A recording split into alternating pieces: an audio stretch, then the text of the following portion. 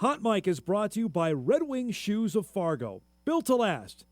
3003 Main Avenue, Fargo. We had a thriller in the EDC last night. A recap of what Horace and Cheyenne did. Plus, UND basketball moving up the Summit League standings. Paul Sather joins us this morning. Hot Mic starts now. Hot Mic with Dom Izzo. Really? Really, Dom? No. I like what Dom's doing. Okay. Dom Izzo. Jeez, come on, Dom. What do you think I am, a magician? Yeah, I'm fired up, Dom. What else could I say? Absolutely. I was great to get on the field, and then Dom came up to me, and I'm trying to walk away from me. I just wanted to enjoy myself out there. Hot Mic. Great job. There's got to be some kind of intelligent question about something. Coach Dom Izzo, WDAY in Fargo, North Dakota. Can you give me a layup or something? Hot Mic. Presented by Northwestern Mutual. That program is second to none. On the networks of WDAY. You know, if it's not about sports, I find it very hard to concentrate. Here's Dom Izzo. Good Wednesday morning. Welcome to the Well That Happened edition of Hot Mic on WDAY Extra. KSFL TV, good morning to our friends in Sioux Falls, KNBN in Western South Dakota, and all parts in between, and Inforum.com. Happy Hump Day, everybody. Wednesday, the 28th of January, final Wednesday of the month is here. Creeping towards February, right around the bend. We'll be here by the weekend. Happy Hump Day, as I mentioned. It is a Bison Media Zone Wednesday. We've got North Dakota State head football coach Tim Polasek will be here in our second hour for a majority of the hour. That's coming up at 10 o'clock. Looking forward to that here on this Wednesday. Catch up with the head football coach and discuss everything going on. Bison had a busy day yesterday, both on and off the field. On the field, Cole Payton was back playing quarterback for the first time in 8 weeks of the Senior Bowl. We'll show you that here in just a little bit. Bison added a player for the upcoming football season as well through the transfer portal. We'll chat with Tim Polasek about that coming up in our second hour. So a lot to get to there. If you've got any questions, I'm sure many do. Let's get them going. We'll do that coming up at 10 o'clock. We'll chat some hoops today as well. It's a Summit League day as well. We've got 2 men's games, 2 women's games tonight. It's hard to keep track. It's one of my ongoing things I bash my head against the wall about with the Summit League and when they decide to play games, because we're going to play a couple games tonight. We're going to play 2 tomorrow. We've got a handful on Saturday. There's occasionally a couple Sunday coming here. It just make it easy. Play on one day. Let's be done with it. But we'll get to that coming up. And this just in, by the way. I heard this was coming down the pipe for the North Dakota State women's basketball game against South Dakota State has been moved up a day.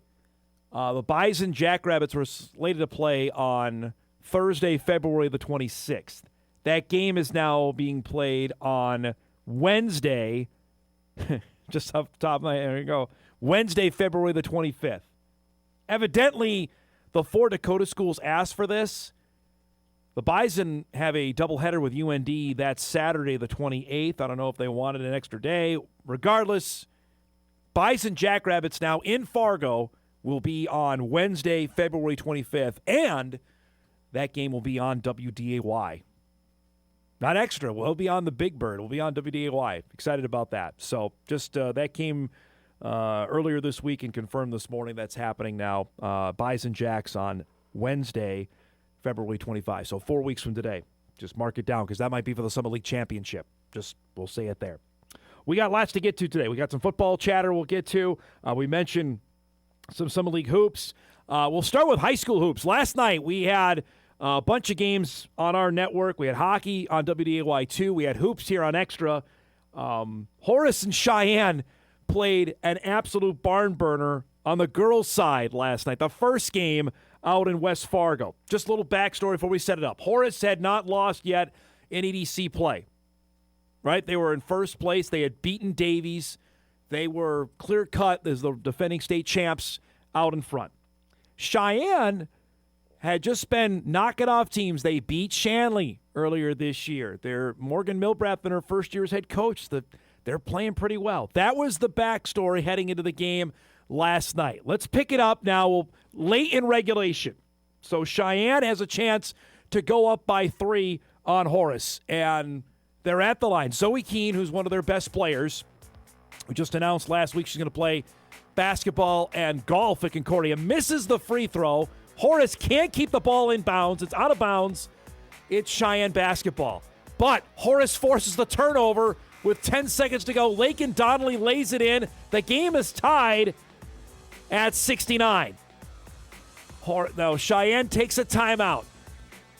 They try to dribble up. Donnelly gets the steal, actually gets a shot off from her knees and misses it. And the game goes to overtime. In overtime, Keene misses. The rebound put back up and good from Evie Savald. Cheyenne takes the lead at 71-69. Donnelly goes right back and answers to tie the game at 71. Same score, 2.5 minutes to go in overtime. Keene, the offensive putback is good. Mustangs go in front, 73-71. Back come the Hawks. You know who's going to get the ball. Donnelly drives and scores. Tied again at 73. Same score. Now with a minute to go. Shot of the game. Corner three. Keene drills it. That gives Cheyenne a 76-73 lead with under a minute to go. Now, last chance for Horace. They took a couple timeouts. Is no good. And how about the Mustangs? They snap Horace's 8-game win streak. A 76-73 overtime win to give the Hawks their first EDC loss. And now Cheyenne just a game back at 7-2 in the EDC standings. Congratulations to Morgan Milbrath and the Mustangs. The up-to-date standings in the EDC look like this now. On the girls' side, mentioned Cheyenne now sits in third by itself. Remember, top 4 that make it out of the EDC tournament will go to state in Bismarck in the middle of March. Shanley holds the 4 spot with Red River, then North, West Fargo, Central, and South. I'll say the top 3 right now. That could be a heck of a race. We know Horace is really good. Davies is really good. Matt Veit's team has got Fallon Pastanante scoring 40 last night for Davies. That's the top of the race on the girls' side. Boys' side, almost identical. There, Davies and Horace and West Fargo are the top 3. Eagles are just a game back with Horace and West Fargo. How about we had both coaches? We had Paul Chesky on a couple weeks ago. West Fargo humming along. Tim Branch, Cheyenne Mustangs sitting there in 4th with Red River, Shanley, North, South, and Central wrap it up in the standings. So big night of hoops last night. Congratulations, though, to the Cheyenne girls. West Fargo beat South on the boys' side last night. North got by Shanley. Davies had a big win over Central. And Horace edged out Cheyenne by 4. But the big winners last night were the Cheyenne girls. Congratulations to Coach Milbrath and the Mustangs for getting the win over the Hawks last night. Speaking of Hawks, the Blackhawks were playing in St. Paul against Minnesota, against the Wild. Team that Minnesota, frankly, has owned lately. Blackhawks, over the last couple of years, they've been retooling, haven't been good. This is ironic considering Chicago dominated Minnesota for the better part of a decade when they had Patrick Kane and Jonathan Taves. And now the shoe is on the other foot. But last night, if you picked the game up early,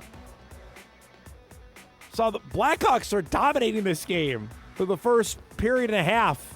It was 3-0 after that goal goes in. All right, well, not going to be Minnesota's night tonight. It was a 3-zip game. Changed, though, late in the second period. Yakov Trenin scores. Who? Of course. Don't get me started on why they're wearing those uniforms. Just change it. Do it. It's 3-1. Same score now in the third period. Wild get one closer. Joel Eriksson Ek out in front.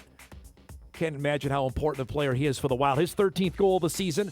Now it's 3-2. That's where Ek just camps out in front of the net. He scores about 90% of his goals there. Same score. Now about 2 minutes to go. Wild on the attack. Jared Spurgeon right on the doorstep. The captain knocks it in, his 5th of the year, and the game is tied at 3. Look at the loose puck rebound sitting there for Spurgeon. So we go to a shootout. This is not the guy you want to try and stop. Kaprizov scores. That gives the Wild the lead in the shootout. So Chicago has to score. Who have the Blackhawks selected? Ryan Donato, former Minnesota Wild great, on Jesper Wallstedt, but Wallstedt makes the save, and the Wild get the extra point. They were down 3-0, and this game was over. And the Wild get the 2 points as they win it 4-3, the final, in a shootout. Eck with a goal and a helper last night.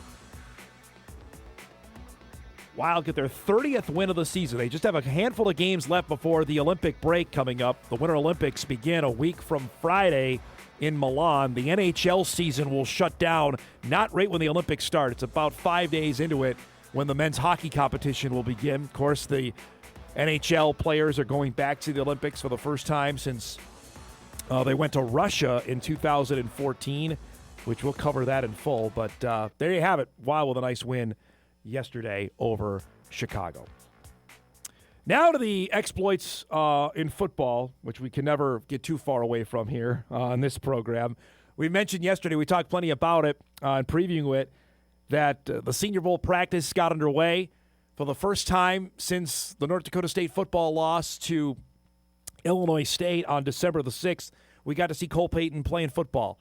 He broke his thumb, obviously, in that game, had surgery right afterwards, had been rehabbing, got the go-ahead from the doctors about 2 weeks ago that he was good to go, and yesterday he was back out on the field. We got a little compilation of the best of what we saw from the former Bison quarterback. Now, granted, remember, this is practice. It's not a game, but this is where they get evaluated here. This was one of his first downfield throws, a little bit behind his guy there that was dropped for an incomplete pass. Frankly, he's playing with Diego Pavia on his team, the Vanderbilt quarterback, the Heisman Trophy runner-up. Peyton could say he finished third in his class for the Heisman, I should say, for the Walter Payton Award. He had a couple of really nice throws. This one over the middle in traffic, zing that one. He's got two dynamic wide receivers from Texas Tech that he's throwing the football to. This 7-on-7 drill was where many were keeping an eye on him here. Slung this one to the outside, got that one complete as well. Then this was the throw that had everybody went on. Went up top, wide receiver from John Carroll, who was the Division III semifinalist this year that lost to Wisconsin River Falls. That's a heck of a catch down the field. This is the throw that everybody's talking about. Roll out back across the field and hit his man. For some reason, NFL Network didn't have this one on their broadcast because I'm pretty sure it would have been plastered all over social media yesterday. Just a couple of guys that were shooting this in the stands were able to get it. That's pretty darn good. So day one in the books. Be back out there today. As I mentioned, there's 3 days of practices. These are the money days, honestly. It's not what happens in the game Saturday, which matters, I'd say, 2%? What happened yesterday, today, and tomorrow, it makes up about 98% of what the evaluations. I can just tell you from anecdotally looking social media-wise, which is always a scary thing to do, but from what the scouts were saying, that Peyton had a strong day one and can try and build on that today. So it's very different from us in the past where we've looking for video of offensive linemen, whether it be Cody Mauk or Radens or Gray Zabel over the last handful of years. Different when it's a quarterback because they're always on television. It was good to see, and we'll keep an eye on that coming up later today. Last thing before we set up the show here. Big news out of the recruiting world. I told you the 2027 class, we are now in that window. The Bison already have their first commit for 2027. This unbelievable recruiting class locally is going to start picking up steam, and I would imagine announcements, well, maybe even earlier than I thought. I thought March and April would be the window. Who knows? It could be February. We do know that Jet Feeney is one of the most sought-after players in the upper Midwest. The Morehead Spuds quarterback added another offer yesterday. This is a biggie, folks, and I mentioned this yesterday when it came through. Feeney was offered by the University of Minnesota yesterday. The Golden Gophers, team that obviously has been keeping an eye on his teammates. That one specifically, and David Mack, who already has a Gopher offer. His other teammate, Tay Rich, has a Gopher offer, and now Jet does as well. This went down yesterday. Jet tweeted out after a great visit and conversation with Coach Fleck and Coach Harbaugh, who's the QB coach, I'm very blessed to receive an offer from the University of Minnesota.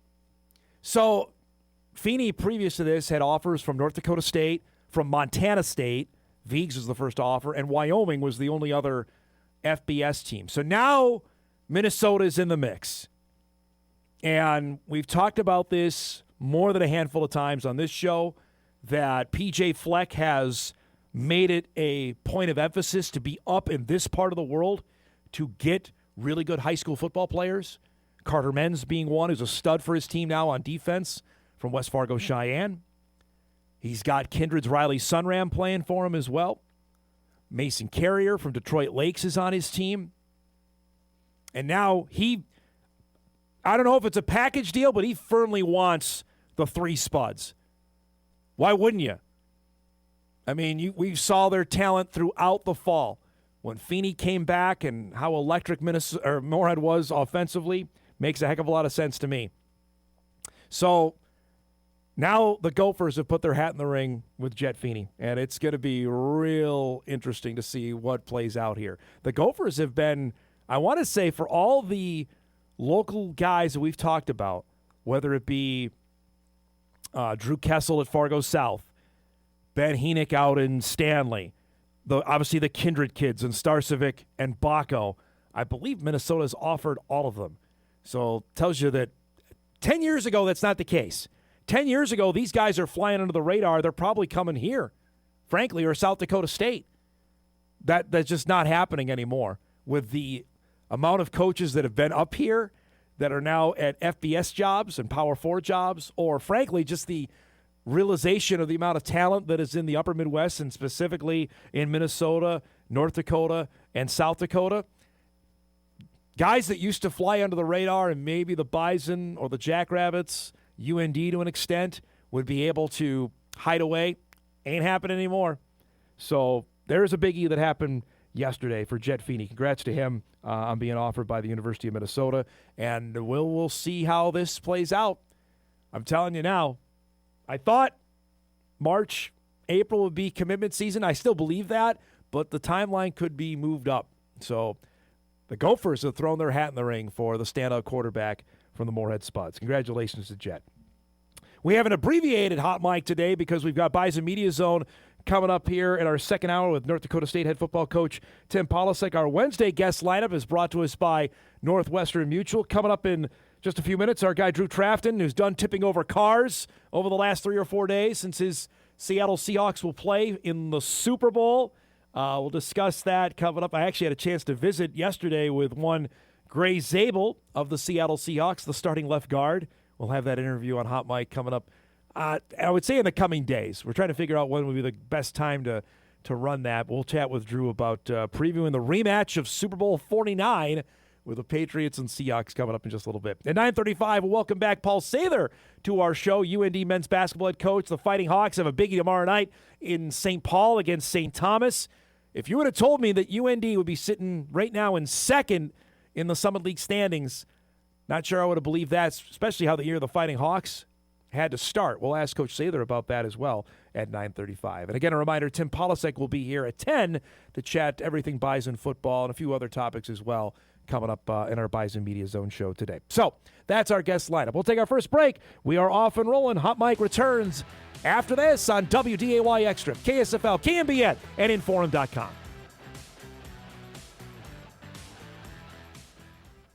Biggest Seahawks, Sounders, and Mariners fan in the FM area. It's time for Views with Drew. All right, here he is. Have you done tipping cars over in Moorhead over the last few days? We're just taking a break. Just like the Seahawks have Tuesday and Wednesday off this week, and then we'll get back to to the hard work on Thursday. A friend of the show, Dave from Minot. Yeah, Dave from Minot. Who's a diehard Seahawk fan himself. We were having a good conversation Sunday night. He messaged the show as well, saying you got to send Drew to to Super Bowl 60 to interview. Yeah. The Bison combo up front. I'm on board if the company saw fit, but I told him I thought my best, the closest I'm going to get is I was actually at a gymnastics meet earlier in the day. Yeah, tell this for story. My daughter. This is wild. So on Sunday. Yeah, on Sunday. And so, I missed a lot of the AFC Championship game, which was great. Fine. But we get to the awards part of the gymnastics meet, which goes on for about an hour and a half. And that's another topic for another day.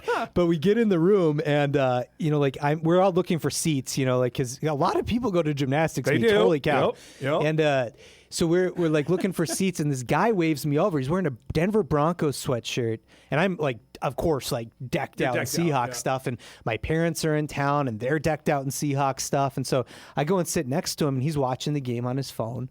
And he's like, "Hey, I'm Gray Zabel's dad's cousin." I was like, no way. But you kind of believe it, right? Because like you live here, like, it's a small world. And so we start talking, and I was like, what are you going to do? Because he's a Denver Broncos fan, very evidently. And he's like, yeah, I've been a Broncos fan for like 50 years. And so he's like, I'm rooting hard for them. And I'm like, what are you going to do if they play each other in the Super Bowl? And he's like, well, you got to go with family, right? And I was like, all right, well, welcome aboard. And but we had a good conversation because, Gray Zabel's just been this, like, he was so much the missing piece that this Seahawks team needed. And he had so much pressure on his shoulders coming into the season, like unbelievable amounts of pressure. It's a first-round pick comes with it. Yeah. And the Seahawks don't invest first-round picks on offensive linemen. They just don't. And so for them to do that, for him to fill the need that they had, for him to gel with, back again with Sundell the way that they have, and then just like the media darling that Gray Zabel's become. I asked him that too. Of like, is this even something you expect? I have no idea why this has happened. Like, it happened the night of the draft. Right away. We talked about the night of the draft that the Seahawks fans embraced him. Certainly after he got out there. I mean, he's throwing the first pitch at a Mariners game, and it's only exploded. I watched a mic'd up segment with him that the Seahawks did. I can't remember what game it was for, and it's hilarious. Like, I've known him for the better part of since he was 16 or 17 years old.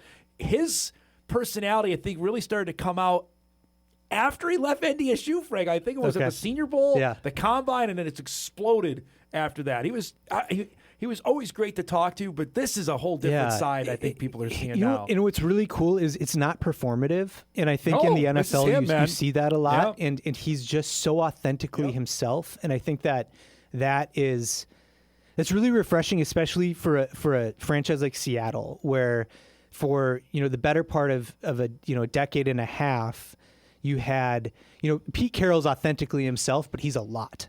He's like just like eternally optimistic, and it comes across as very canned sometimes. Russell Wilson was like a robot. When it came to press conferences, he'd always have the canned statement, and all of that.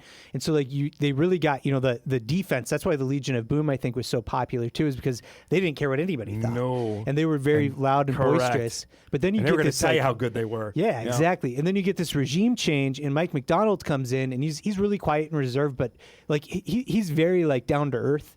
And then like Gray Zabel's like this piece that comes on board. Sam Darnold's kind of the same way, where it's like they're not gonna like blow you out of the water with anything super flashy, but they're all kind of like cool in their own way. And Zabel just really fit into that.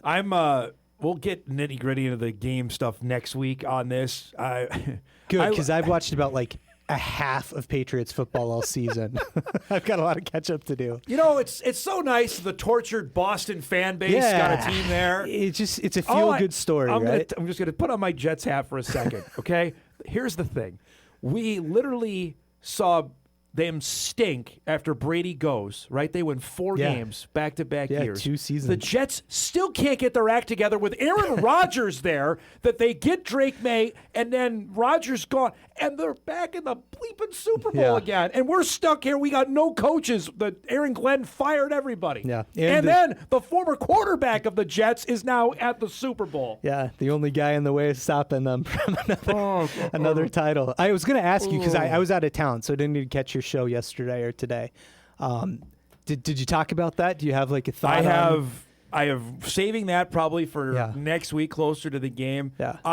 The Jets are particularly tortured in this matchup. Leonard Williams is a great player for this. Why can't the Jets get players like him? It's a rough one. All I will say on this, and I'll save it for closer to the game.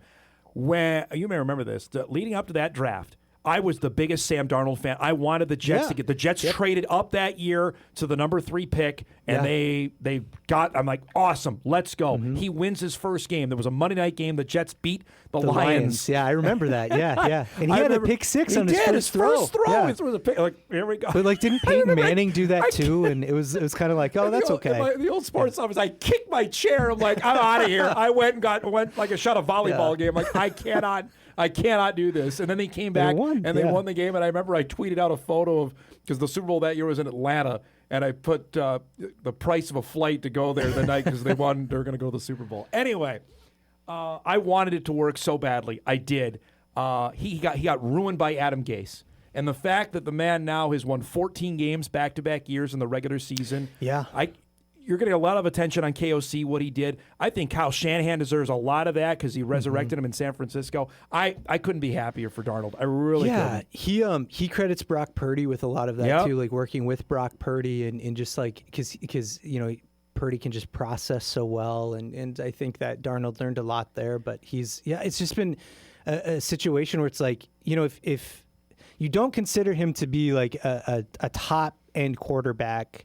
It's like then the games. I heard like Nick Wright say this yesterday. I don't care for Nick Wright necessarily, but he's like, then the games don't matter because he just like did what people said he couldn't do, and he won that game, like the NFC Championship game. The defense, the game of his life. Yeah, the defense didn't play great, and they struggled against the Rams for whatever reason, and there are a lot of reasons. Sean McVay and Matt Stafford can make plays that other, they see things, they do things, but Darnold needed to play a really clean, good game, and he did more than that. Yes, he was awesome. He was great. Like, if they don't, there's a point in that game when the Seahawks went down 13-10, and there was like 2-minute warning. Yeah.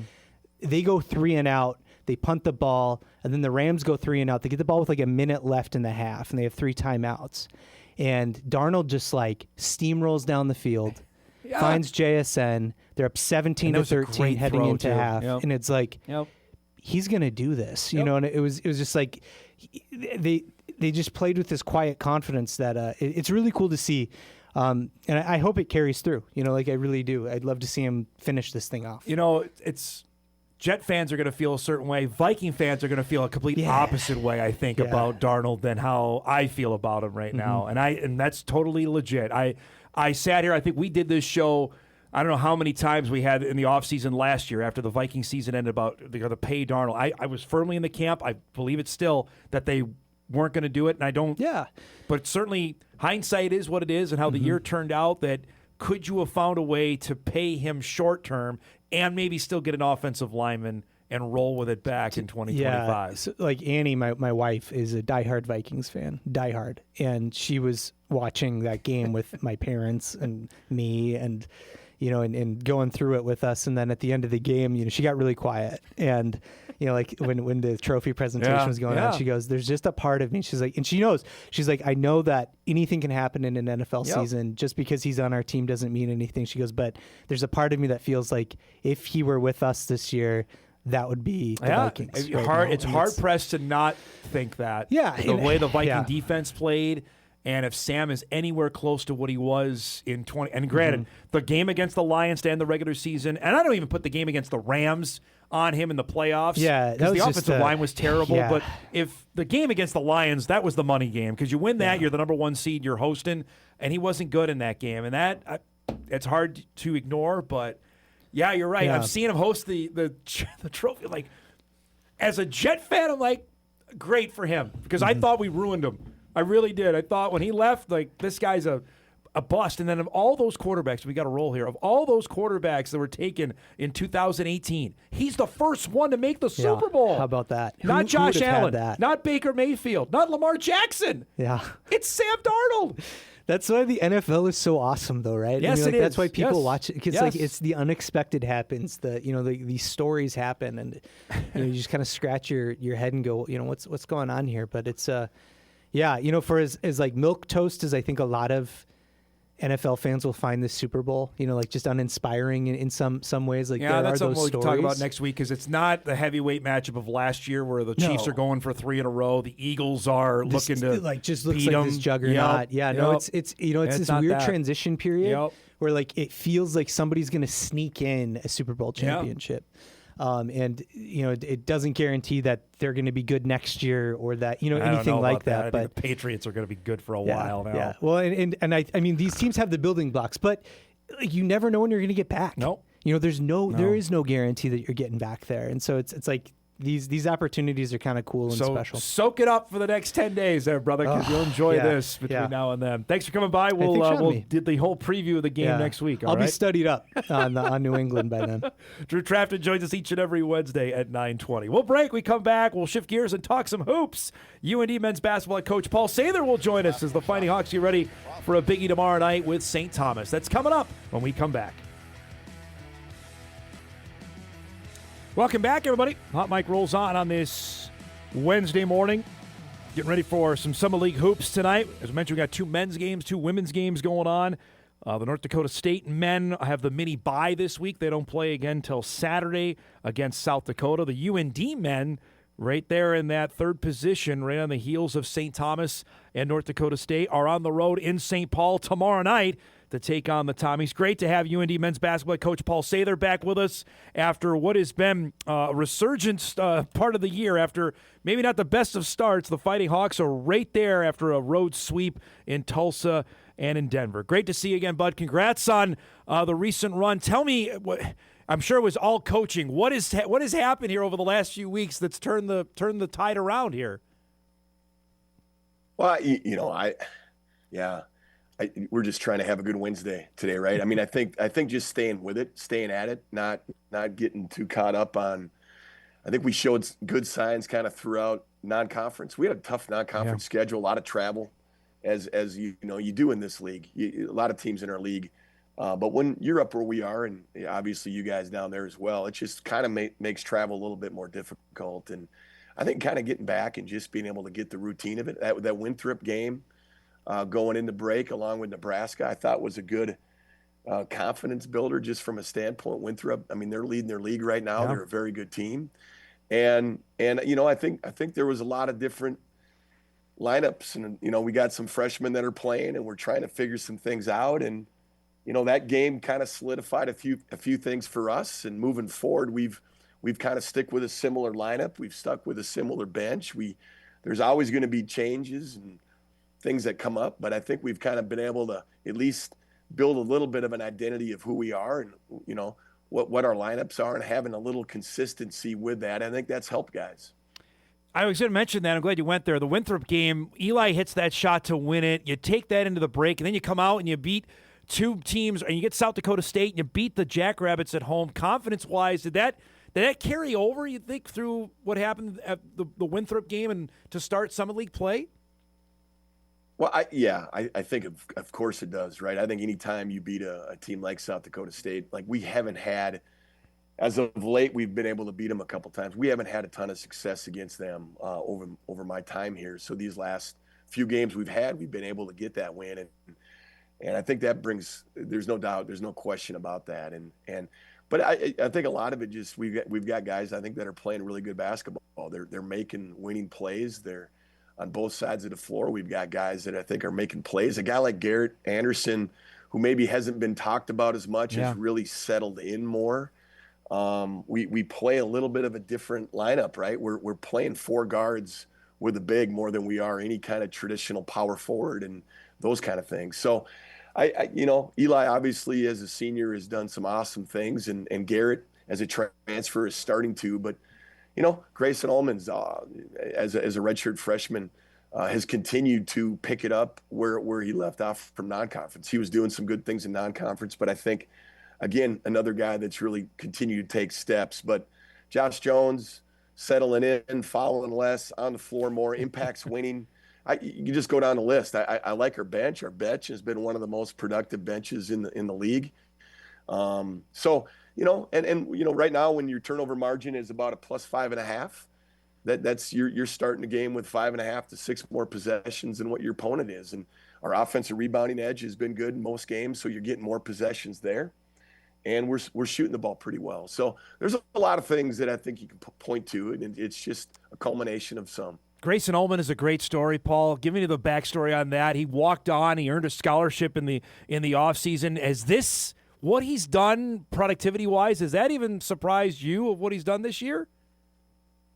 I think putting 30 up, and I think he's had a game at 26 or 27. I don't know if we were saying, oh, yeah, he's going to come out and be a 16 to 18 points a game guy. We loved him last year. Coach Stevens is the one that watched him for Minnetonka and really evaluated him and said, this kid's a tough sucker, likes to compete, has a little edge to him. And, we play him at point, and he's kind of that point guard that isn't necessarily a pass-first point guard, but can make the right pass. But he gets to the free throw line. He has a tendency to make plays when plays need to be made. And he has an edge to him. Like, he's just an edgy, competitive kid. Watching the end of the Denver game, just a couple of clutch shots, and you're talking about edge. I mean, he showed his emotions scoring 30. He was named the Summer League Player of the Week. Just that's, as a coach in this day and age, when you find a guy like that, develop him, that's got to mean the world right now, right? Well, yeah, and you throw in Zach Kraft, who Yes. walked on for us, Yep. and walked on for us for a couple years, and is one of our 2 returners that played a lot of minutes last year. Him and Eli were the 2 guys. Eli started, and Zach came off the bench. And I think Zach went 9 of 11 from 3 over the weekend. So, was a pretty important, had a pretty important role for us this weekend as well with what he's doing, along with a lot of different guys. But those are 2 guys that walked on for us that have earned their stripes, earned their scholarships, and just doing fantastic stuff for us. All right, neither one of them were promised anything. Yeah. So it's just kind of fun to see those guys have that success. So we're nearing the halfway mark, or getting ready to make the turn to go home. You're in 3rd right now. You still haven't played North Dakota State yet. You got St. Thomas tomorrow. Describe your position, where you guys are at, and what's to come for the next 8 to 9 games over the next month. Well, you're going to get a lot of coach talk when you ask something like that, right? Like, as I told you before, I'm just trying to have a good Wednesday here. And honestly, you can't get ahead of yourself. I think things are more fragile than they ever have been with new teams and new rosters and adversities you go through. I think we've been through a lot together, so I like to think we can handle the ups and downs that come at us, because there's going to be some still. So it's how we handle that. It's what kind of team are we going to continue to be? Are we going to continue to fight and kind of do the, make winning plays and hustle plays and defensively give better effort? I thought when we played St. Thomas last time, we forced them into 15 turnovers, but didn't give the effort we needed to on the ball. We didn't give the effort we needed to play harder. And so, like, there's a lot of things that can get in the way. There's a lot of things that can allow this success to continue, but it's not going to be just perfect. And how do we handle that when it's not? So, yeah, it's great to be in the situation we are. But, like, if you get too ahead of it or think you got anything figured out, I always tell our guys, man, that humility bus is always pulling up to the building. And if you don't have it, it's willing to give you some. And so let's just stay humble. Let's understand that we've won some games. We've won some close games that could have gone either way. It's a fine line, winning or losing. And so let's keep an edge, and let's not worry about that. Let's have a great Wednesday. We're not even thinking necessarily about what tomorrow looks like. We got to have a good practice today. Off of that, Coach that was perfect. That was great. I know I talked to you and Eli both in Sioux Falls in October at Media Day. To have his presence there, what does that mean? Not like for practice today. What does his presence around the team mean? He's just that everyday guy, like everything you would think he would be from a teammate standpoint, from a play through adversity, play through pain. not complain, not to look set out. He doesn't look to ever sit out reps, but you got to kind of force him to sometimes. He is just that guy. Like, he's the guy you'd want to hire. He's the guy you want to have on the court. He's the guy that's fun just to be around because he kind of brings that just toughness about him. You don't ever hear whining, complaining, making excuses. Like we talk about that a ton. You can always find a reason or an excuse when you're looking for one. You always can. And he just never does. He doesn't allow himself to. And so, you like to think that rubs off on some guys. And some guys need to get better at that still. But he's a great example of what you want to be as a student athlete. And it's been fun to be able to coach him here. All right, now you got to get going here. What's the first drill in practice? Do you have that? Is that the same every time, or do you change it up? We got a few different kind of starting ones. The biggest thing is to get a ball in their hand or to get movement going. I just think you can't start it at 100, but you don't want 100 too far away. Like you got to. You want talking going on. You want movement going on. You want game type situations, whether it's an offense or defensive drill, just to kind of get their mind right and acclimated and do it with some pace and do it with some talk and some energy, or you're going to hear from me. Like, I just whine and pout and mope in body language. If there's things that are just going to set me off, it's those things, because these are short practices nowadays, right? They're short. You can't go 2 hours anymore. Maybe some teams do, but we're an hour and 15, hour 30 max, and it better be go time when you show up. It's great to see you, bud. Thanks so much for doing this. Safe travels down to the Twin Cities, and good luck tomorrow night, okay? Thanks, Don. Appreciate you. There he is, Paul Sather, UND men's basketball head coach. Fighting Hawks have a date with St. Thomas coming up tomorrow night. Currently, those are the teams right behind North Dakota State in the Summit League men's basketball standings. As we near the turn for home now, the Bison are 8 games in. As you look at the up-to-date standings on the men's side, NDSU sits at 8-0. St. Thomas at 6-1. Their lone losses to the Bison. UND at 6-2. And their losses are to Omaha on the road and St. Thomas at home. And then there is a gap. You see the Jackrabbits at 3-3, and SDSU's got a rather large week in front of them with a biggie tonight with Omaha. Omaha lost to the Jacks in Brookings on January 1. So here we go. We're making the turn, as I mentioned, for home. Then USD, of course, they've got the Bison coming up on Saturday. They got a date with Oral Roberts first on Thursday. Omaha is getting healthy. I'd look at Omaha now, just obviously with their pedigree, they can make a second-half run. They still have to come up here, remember. They have the Jackrabbits tonight in their building. And then Denver, Kansas City, and ORU. I think there's a clear line, though. USD, they added a couple guys. They got a waiver. And we were talking about this with Dave Richmond yesterday. The Coyotes, who left Fargo with basically 5 guys, they got an NCAA waiver to add 2 players at the semester break. And I had heard this when actually they were here. When we did the game on New Year's Eve, there was a potential that they were going to do this. They did. But now Isaac Bruns is hurt. Their best player has got a foot injury. He didn't play in that game, the last couple games for USD. So it just keeps coming for the Coyotes, who've lost 8 guys, 8 in basketball to injuries. Just wild stat there. So that's where things are at on the standings. As you look here, these are the top 4 teams and what they have coming up. Bison have USD on the road, and then they're home next weekend with Denver and Omaha. That Omaha game should be awfully fun. St. Thomas with a home games with UND and Kansas City. They have the longest home win streak going in the country right now. I think St. Thomas has won 27 games in a row at home. They have a biggie with the Jacks next week. Remember, the Bison go to St. Thomas the last week of February. Boy, that's going to be large. And then you've got the UND upcoming schedule. And then the Jackrabbits, too. SDSU can't be overlooked. I know their mark is what they're at, but SDSU can put the pieces together. They have the potential to be not only a spoiler, but right in this race by the time we get to Sioux Falls in early March. That's the race on the Summit League men's side. All right, we'll break. We come back. We're going to wrap up Hot Mic for the day because Bison Media Zone gets an early start because the head football coach of the Bison will be here in studio with us. So we'll get you ready for actually a pretty good Sports Wednesday. We'll do that after this.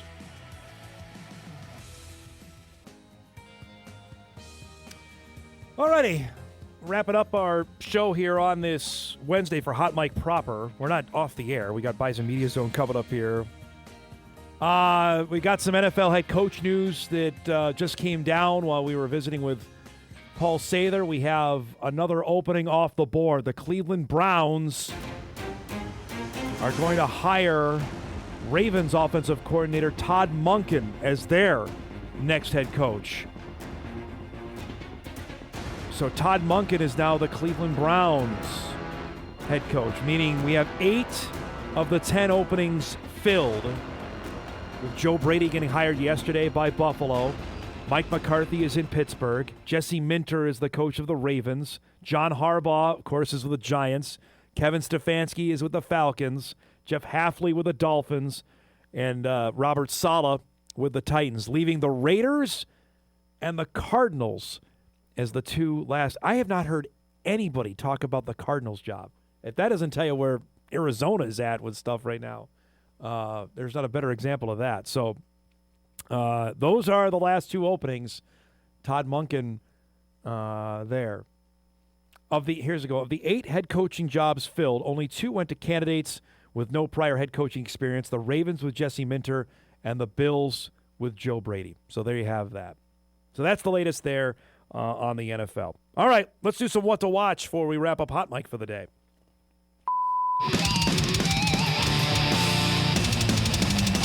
What to watch brought to us by our friends at Northwestern Mutual. All right, here we go. Wolves are in action tonight. Later start, 7:30 against Cooper Flag and Dallas. 7:30 on FanDuel Sports North for that one tonight. See if Minnesota can string a couple together after their big win on Monday night over Golden State. Senior Bowl practices roll on from Mobile. Cole Payton will be back on the field at 1:30 for the national team practice on NFL Network. That's at 1:30 today from Mobile. And both Gopher teams are playing tonight. The men have Wisconsin. That's always entertaining. 8 o'clock on the Big Ten Network for that one. We'll recap that on the show coming up tomorrow. Looking forward to see how that plays out. Gopher women are in action against Penn State tonight as well. All right, we got to roll. Tim Polisic coming up here in just a few minutes. We come back on the Bison Media Zone. Our thanks to Drew Trafton and Paul Sather for joining us today on Hot Mic. If you missed any of that, it'll be available via podcast coming up later today at Inforum.com. We'll break now. Bison Media Zone coming up in just a few minutes. The head football coach of the Bison, he just told me he's here. That's coming up when we come back.